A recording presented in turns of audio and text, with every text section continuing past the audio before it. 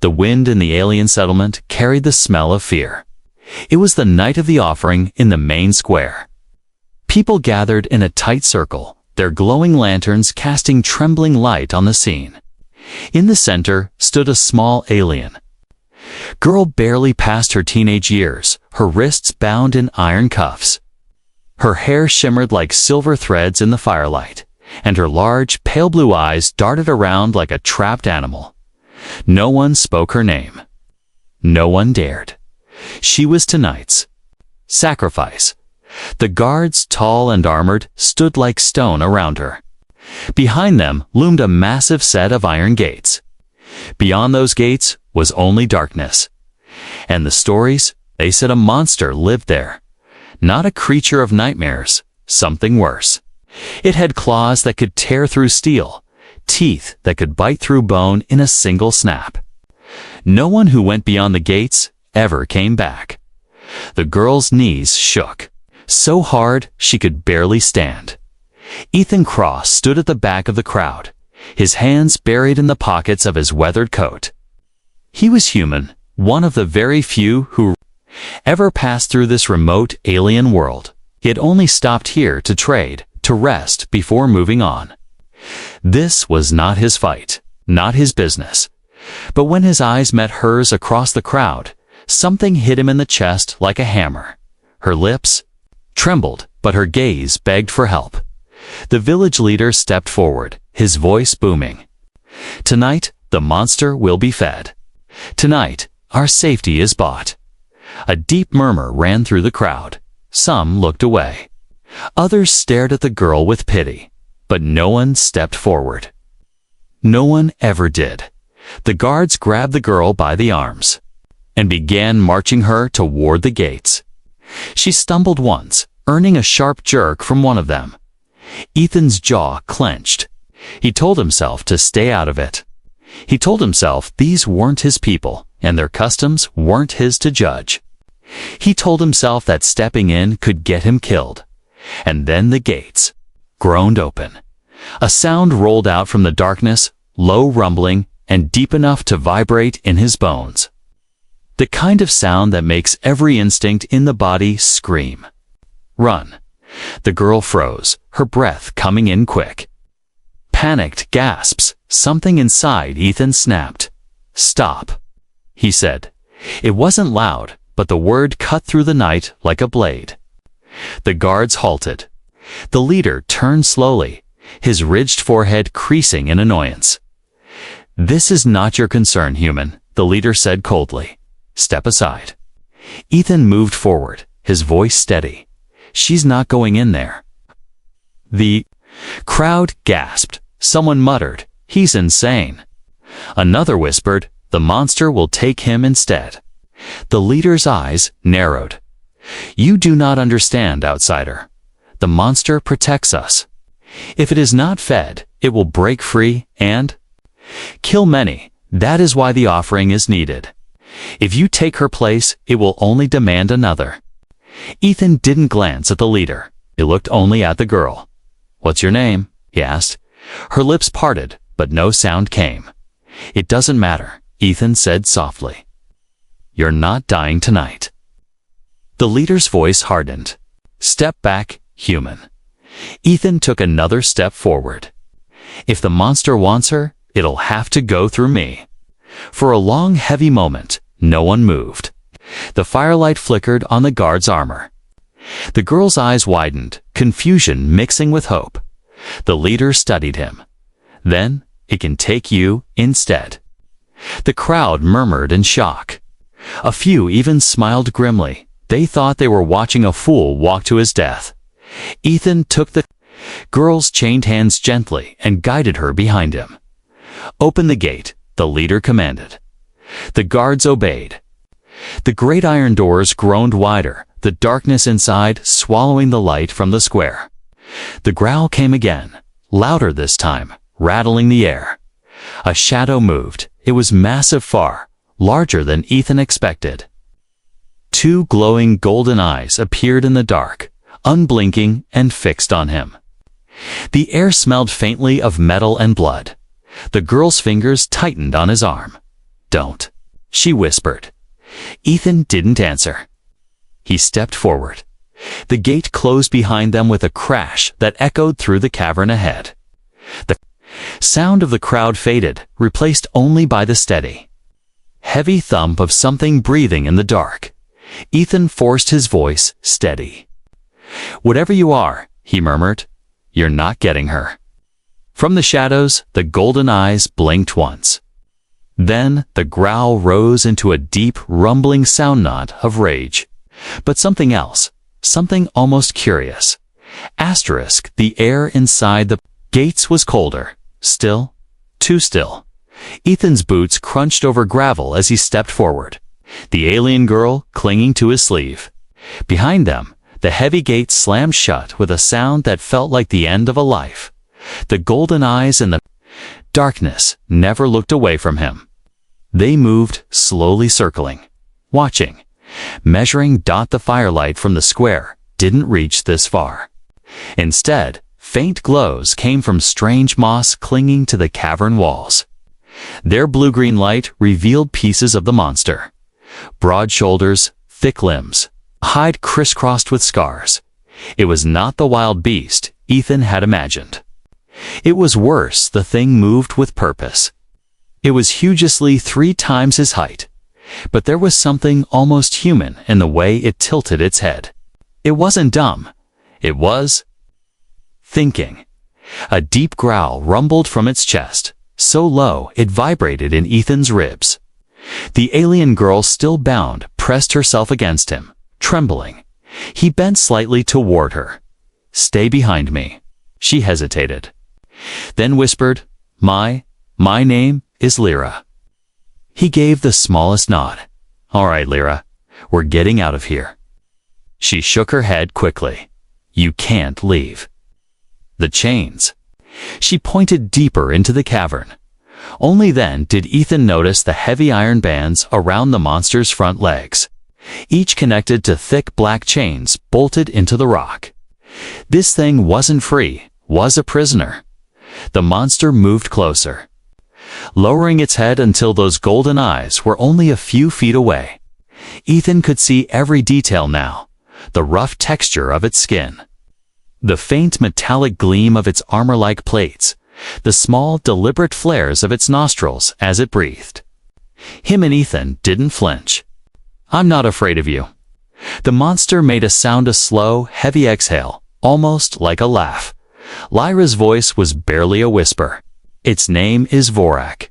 "How do you know that?" Ethan asked without looking away from it. "My father. Before he was taken, he told me." Her voice cracked. "Vorak used to be our protector.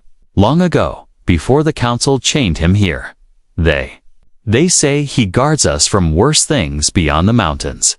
Ethan frowned. "And you believe?"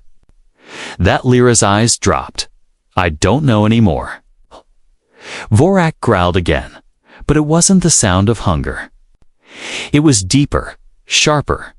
It pointed its head toward the far wall of the cavern. Ethan followed its gaze. Froze from beyond the stone, something screamed. Not a human, not an animal. Something wrong. The sound was high and sharp, like metal, tearing mixed with the cry of an insect. It came again, closer this time. Lyra's nails dug into his arm. That's what they fear. That's what Vorak keeps away. The sound echoed again, and Vorak jerked at its chains, the iron bolts groaning against the stone. Ethan finally spoke directly to the creature. "If you're protecting them, why do they treat you like this?"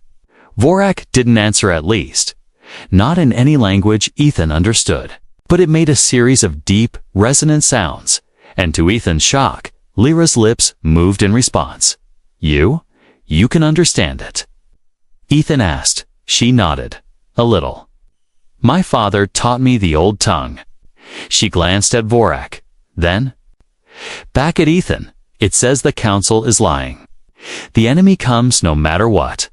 The sacrifices are not for protection.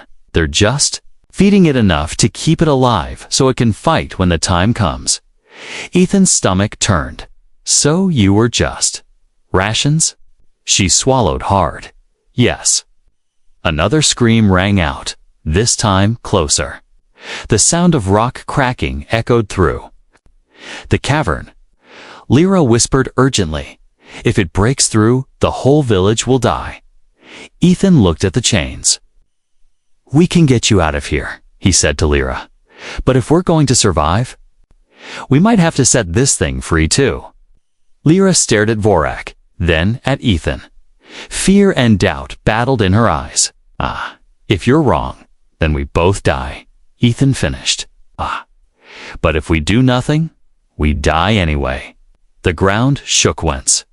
Twice, dust fell from the cavern ceiling. Vorak snarled, pulling hard enough to make the chains ring. Ethan stepped closer to Lyra. "We find a way to break those chains. Fast." Her voice trembled. "There's an old mining tunnel behind the moss wall. If we get there, it leads outside." The shaking came again, this time with a deafening crack from the far wall. The stone split open, and through the gap, something moved. 6 long, bladed limbs slid through the opening, scraping against the rock. Then a head emerged, elongated, armored, with eyes that glowed like embers. The thing hissed, its mouth splitting into 4 sharp, wet parts. Vorak let out a roar that made the entire cavern quake. The insectoid froze for a moment, then shrieked back in challenge. Ethan's instincts screamed at him to run. But he tightened his grip on Lyra's arm and said one thing: "Stay behind me, no matter what." Vorak pulled at the chains with a force that made the stone crack around the bolts. The insectoid lunged forward, and in that instant, Ethan realized if they didn't act now, none of them would live to see the next sunrise. The insectoid's hiss echoed through the cavern like knives scraping stone. Vorak strained against his chains, muscles bulging under his scarred hide. The iron bolts anchoring him groaned. Ethan pulled Lyra back, pressing her against the cavern. "Wall, stay low," he whispered. The insectoid's ember-like eyes fixed on Ethan for a heartbeat, then it lunged, its bladed limbs stabbing down. Vorak roared. The chains snapped tight, stopping him inches short of reaching the creature. One massive claw slammed into the ground beside Ethan. Showering him with shards of rock, Ethan dove to the side, dragging Lyra with him. The insectoid's blade sliced through the spot they had just been in, leaving a deep gash in the stone floor. Vorak bellowed again, pulling so hard that cracks spiderwebbed from the bolts in the rock. The creature turned toward him, slashing. Wildly steel-hard limbs clanged against Vorak's armored hide. But the monster didn't back away. Ethan's eyes darted around the cavern, searching for anything that could help. That's when he saw it. An old, rusted mining cart, half buried in rubble near the moss-covered wall Lyra had mentioned earlier. "Lyra," he shouted over the noise. "That tunnel, how far?" Her voice trembled. "Not far, but it's sealed with rock. We'd need to," a deafening crack cut her off. Vorak had thrown himself forward with such force that one of the bolts ripped free from the wall. The sound rang out like a gunshot. The insectoid screeched and leaped backward, wary now. The chains rattled. Vorak was halfway free. Lyra's eyes widened. "If you set him loose, he might kill us too." Ethan looked at her sharply. "Or he might save everyone. You told me he wasn't always like this." She hesitated, her gaze flicking to the towering beast. "Before the council chained him, he was the guardian. My father fought beside him." Ethan's brows knitted. "Then why lock him up?" Lyra's voice lowered, almost lost in the chaos. "Because the council feared him more than they feared the enemy. They couldn't control him, so they made the people believe he was a monster and turned him into one." The insectoid shrieked again, darting in. Vorak swiped with his free limb, slamming the creature into the cavern wall. Dust rained down. The sound of more clicking and hissing echoed through the opening in the wall. More were coming. Ethan turned to Lyra. "If there's anything else you haven't told me, now's the time." She bit her lip, then stepped closer. "There is something. My father told me Vorak is bound by an oath to protect anyone who frees him willingly. If you release him, he will not harm you. But if you chain him again, he will never forgive you." Ethan stared at her. "So if I let him go, he's on our side." She gave the smallest nod. "If the oath still holds." The cavern shook. Again, the first insectoid was trying to rise, its limbs twitching. Behind it, two more were forcing their way through the cracked wall. Vorak roared at them, slamming his chained limb into the ground. Ethan didn't hesitate. He sprinted toward the second bolt. Lyra's voice called after him, half warning, half prayer. "Once you do this, there's no going back." The iron bolt was thick and old, wedged deep into the stone. Ethan grabbed a piece of broken chain from the floor and jammed it under the bolt like a lever. He put all his weight on it, straining until his muscles screamed. With a sharp crack, the bolt tore free. Vorak was loose. The beast's roar shook the cavern so violently that the insectoids hesitated. Then Vorak lunged forward fast, for his Sizan tore into the nearest enemy. Claws ripped through chitin-like paper. The insectoid screeched once before being slammed into the wall with bone-crushing force. Ethan stumbled back toward Lyra, breathless. She stared at him, wide-eyed. "You did it." Vorak turned toward them. For a moment, Ethan tensed, unsure if the oath was real. But the golden eyes only studied him, then dipped in a slow, deliberate nod. The gesture was almost respectful. The sound of more screeches echoed from the tunnel. Vorak growled deep in his chest, then rumbled a sound that made Lyra's eyes widen. "What did he say?" Ethan asked. Her voice was soft, almost reverent. "He says, we must move. The swarm is coming." Ethan glanced at the cracked wall where the insectoids had entered. Shapes moved in the shadows, many shapes. Then, "We go," Ethan said, gripping her hand. Vorak moved ahead of them, clearing a path with sheer force. His massive frame slammed into rock and enemy alike. The sound of chitin shattering echoing through the cavern as they neared the moss-covered wall. Lyra brushed her hand against the glowing plants, revealing a narrow, dark tunnel. Ethan ducked inside, pulling her with him. Vorak followed, his bulk filling the space behind them like a living wall. The screams of the insectoids followed them into the darkness. But for the first time since the gates had closed, Ethan felt like they had a chance. The tunnel was narrow, its walls damp and smelling faintly of rust and moss. Ethan had to crouch, but behind him, Vorak somehow forced his massive frame forward. Claws scraping the stone, every step they took was chased by the clicking, skittering sound of the insectoids, squeezing into the tunnel after them. The echo made it impossible to tell how close they really were.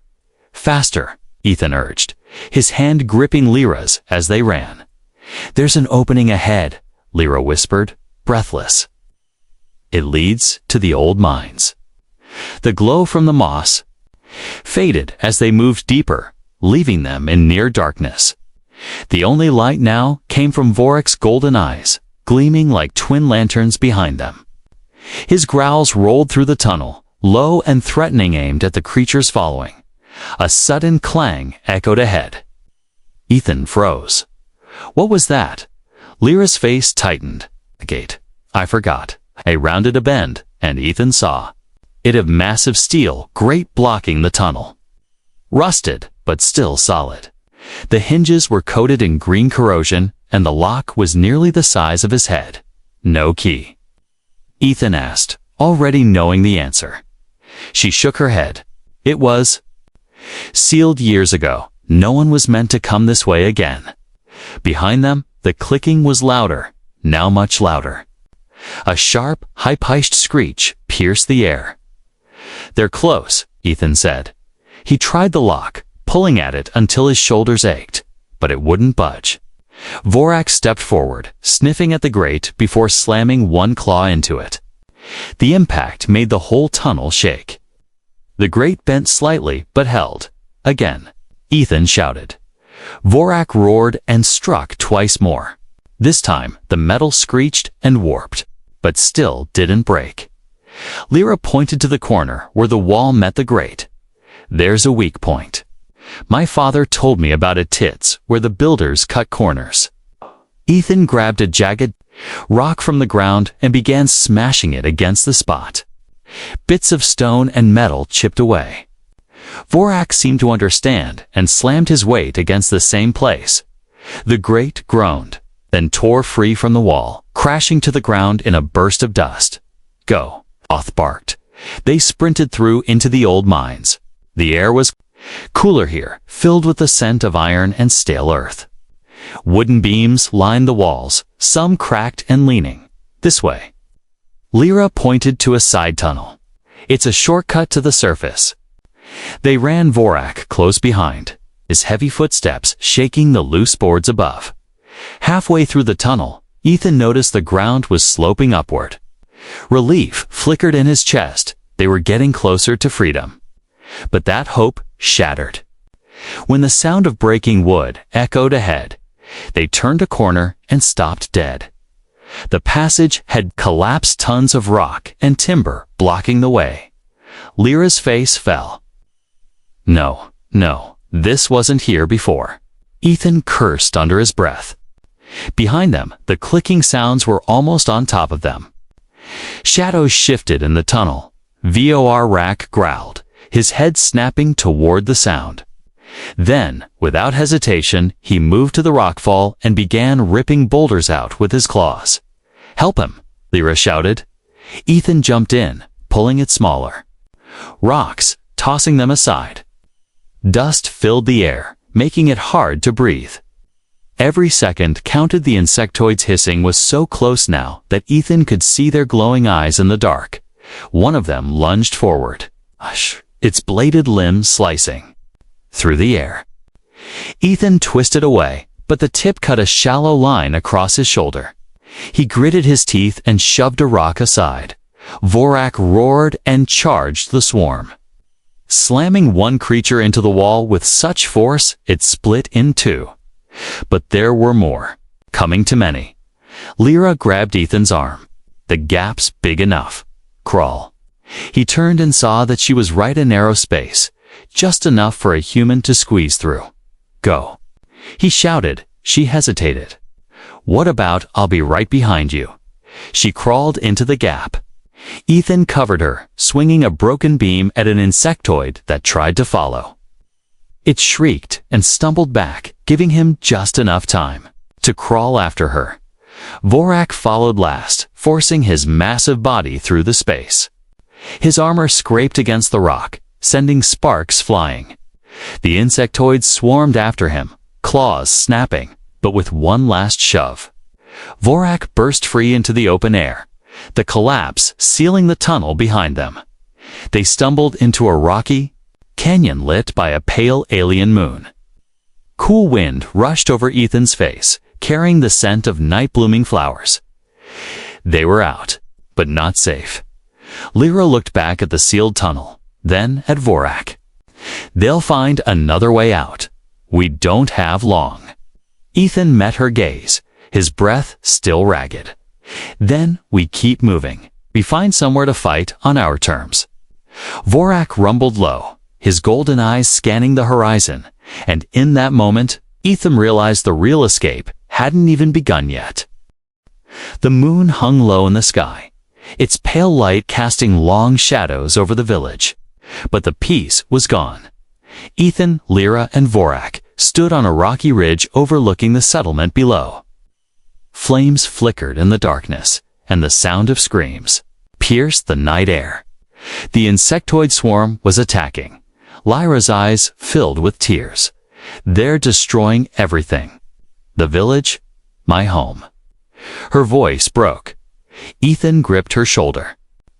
"We have to stop them. We can't let them win." Vorak growled deeply, stepping forward.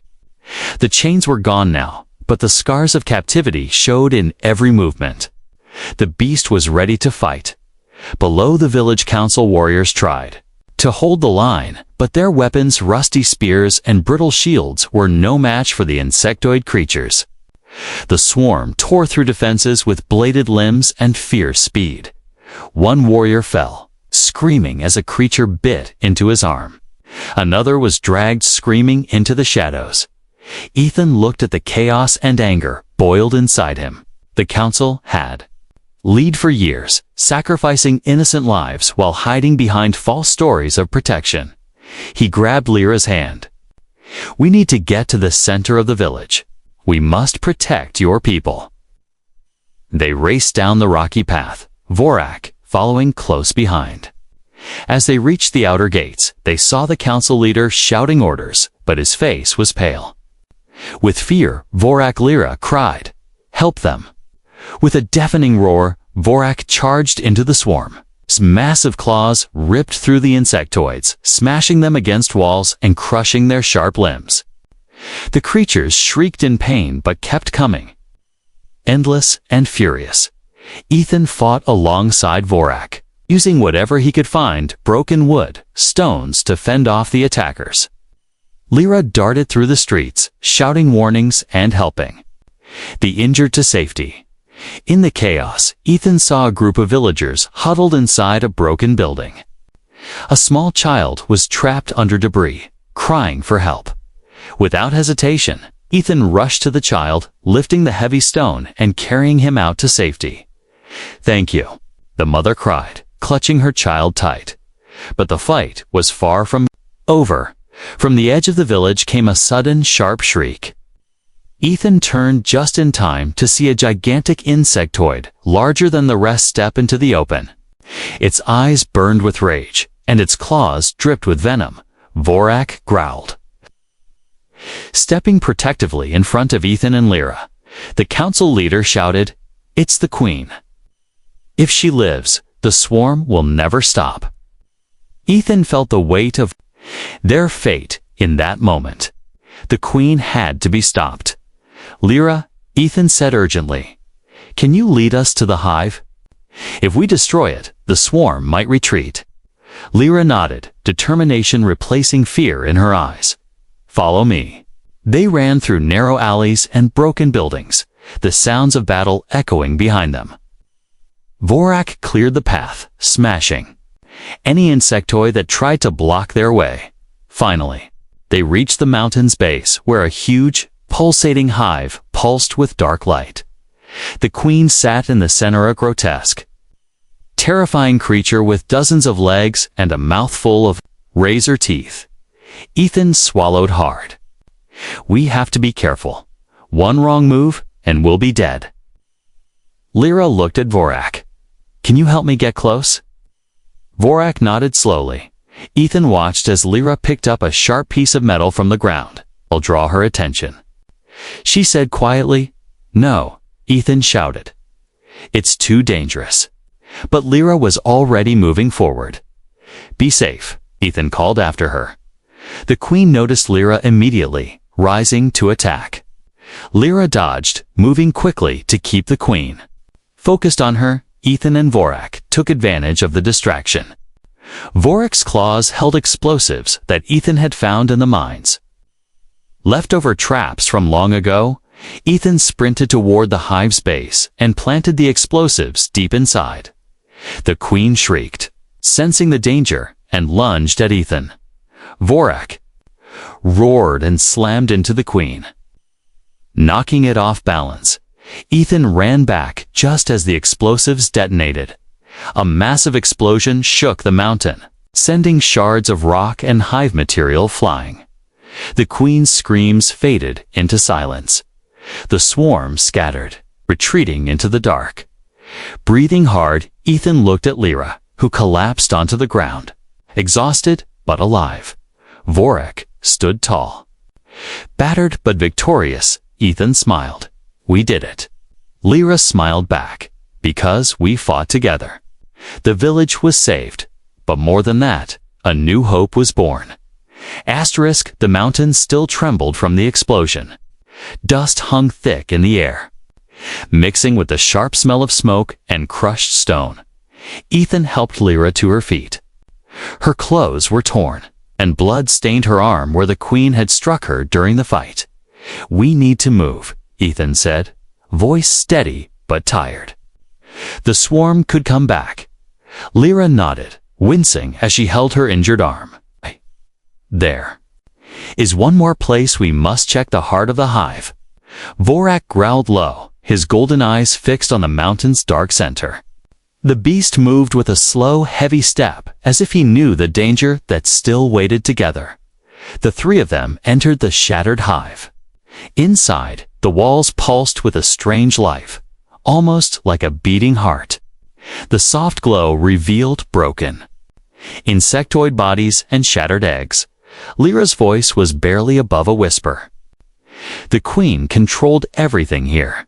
There's a source of something that keeps the swarm alive. Must be here." Ethan scanned the hive. He saw strange crystals growing from the walls, glowing faintly with an eerie green light. Suddenly, a sharp buzzing filled the air. From the shadows emerged smaller insectoids, wounded but still fighting. They hissed and advanced slowly. Vorak roared and charged. His claws swept through the swarm with terrifying power. But there were too many. Ethan and Lyra fought side by side, dodging sharp limbs and biting jaws. Every moment was a struggle for survival. Lyra looked at Ethan, eyes wide with fear.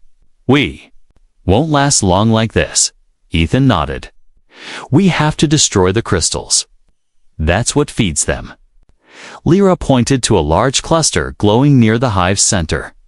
"Those crystals? But they're guarded." They moved cautiously, Vorak breaking through enemies in their path. Ethan grabbed a piece of broken rock and hurled it at the crystals. The glow flickered but didn't go out. Lyra pulled a small device from her belt, a strange tool left by her father.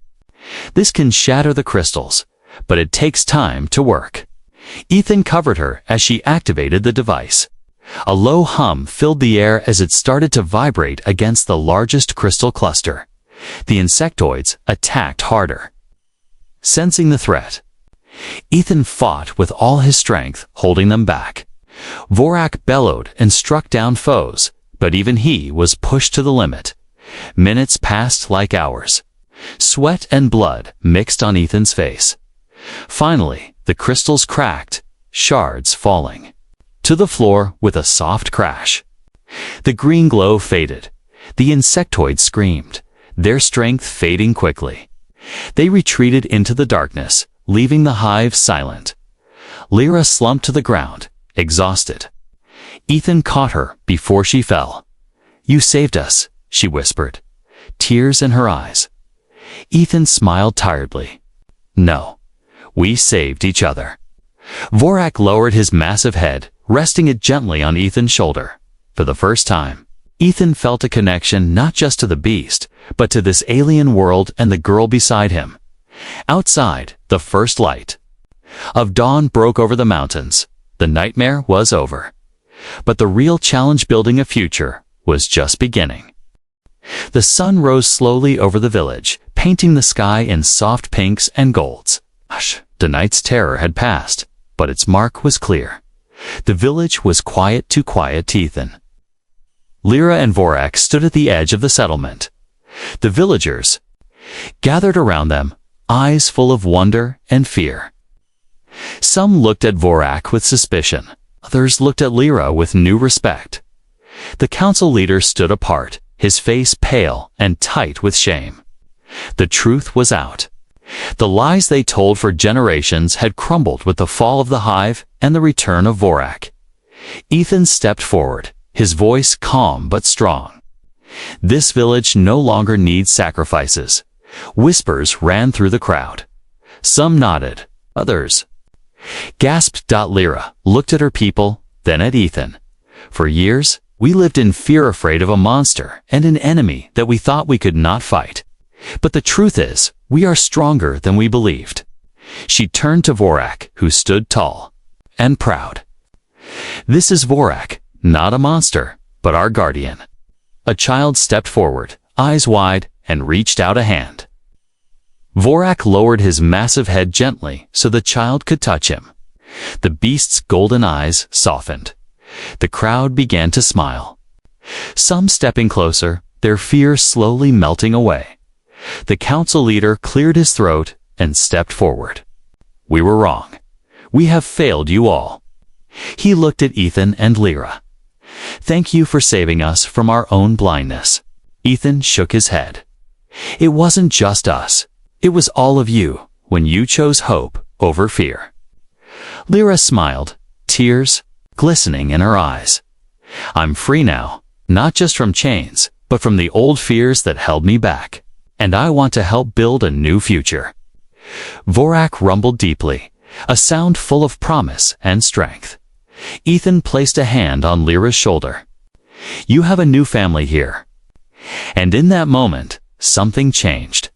The gates of the village, once closed tight and heavy, were opened wide. Light poured through, spilling into every corner. Beyond the walls lay a wide horizon, full of promise. For the first time in a long time, the village looked forward together. Ethan looked at Lyra and smiled. This is just the beginning. Lyra nodded. With you by my side, I believe anything is possible. Vorak stepped forward, his golden eyes gleaming as the villagers surrounded them in a circle of new hope. The monster was no longer a beast of fear. It was a guardian of a bright tomorrow.